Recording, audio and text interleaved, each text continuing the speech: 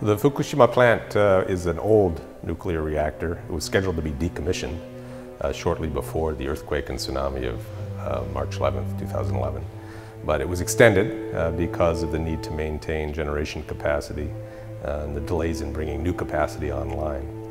The plant was never designed to withstand an earthquake of a magnitude 9 when it was originally constructed. But it did actually withstand the earthquake remarkably well. It was the tsunami that did all of the relevant damage at the nuclear plant itself. The earthquake that led to the disaster at the Fukushima Daiichi nuclear power plant occurred at 2:44 p.m. on March 11th. At the time, Units 1, 2 and 3 of the Fukushima Daiichi nuclear power plant were in operation, whereas Unit 4, 5 and 6 were under a regular checkup. Following the earthquake, Unit 1 through 6 lost outside electricity, but the nuclear reactors stopped automatically, and all of the plant recovered electricity through the function of diesel generators for the moment. However, the first wave of tsunami, estimated to be around 4 meters, had hit Fukushima Daiichi at 3:27. And second wave of even bigger tsunami, which is estimated to have been over 10 meters, had hit the plant 8 minutes later.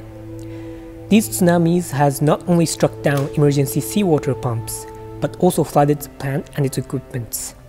Among the equipments that were destroyed were the emergency diesel generators, most of which were placed under the ground level. Sometimes between these tsunamis, the first one and the second bigger one, Units 1 through 5 lost all of its electricity.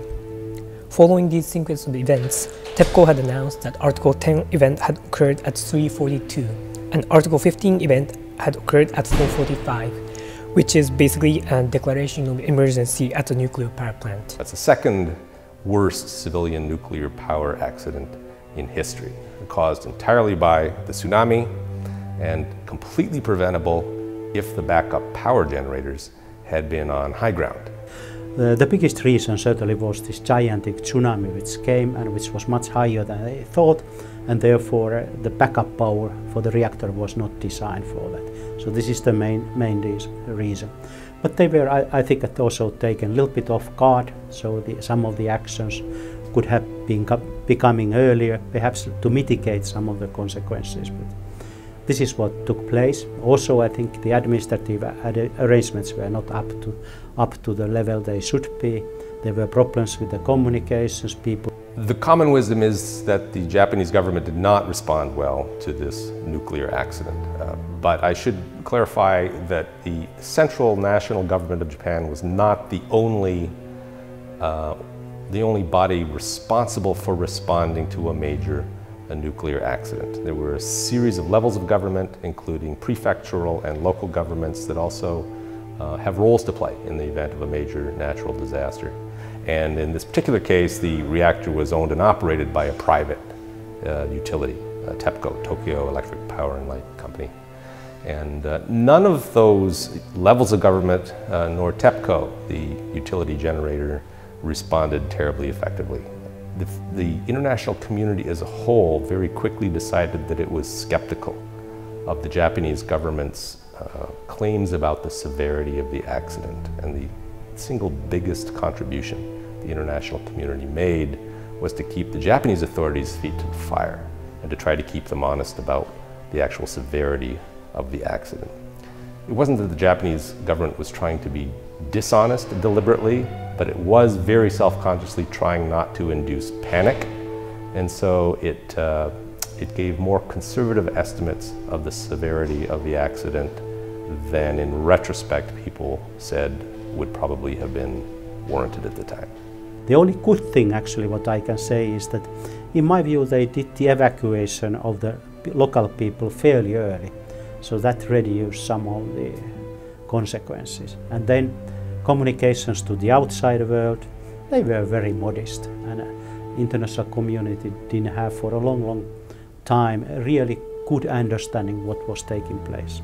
As a result of Fukushima, the Japanese people have turned really quite dramatically, decisively against nuclear power generation, and polls now show that the Japanese would like to be out of the nuclear business altogether.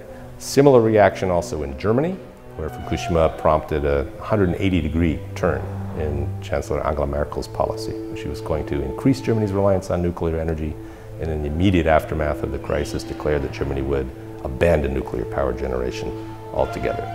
In my view, these reactions are actually all short-term, and that in 3, 4, 5 years we will start seeing fairly clear recovery in the prospects of the nuclear power generation business. In part because if you step back and look at it objectively, nuclear generation is actually remarkably safe compared to almost every other alternative.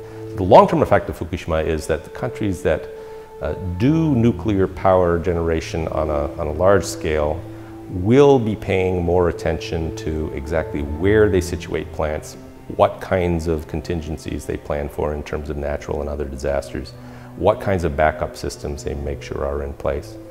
The older design generators are probably going to be brought offline on schedule or perhaps even early because they will be found not to be up to spec in these respects.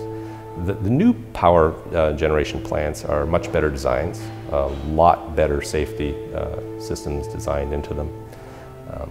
In Japan particularly, some of the reactors that have been located very unfortunately in geologically unstable zones, for example, one important nuclear plant generates power in Shizuoka Prefecture. The plant itself sits at the intersection of 3 tectonic plates and is built on landfill.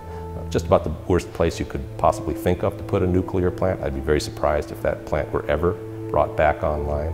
But other plants in Japan are actually in much more stable, safer geological areas and much better equipped for dealing with disasters. Those will be the blueprints for nuclear power generation moving down the road.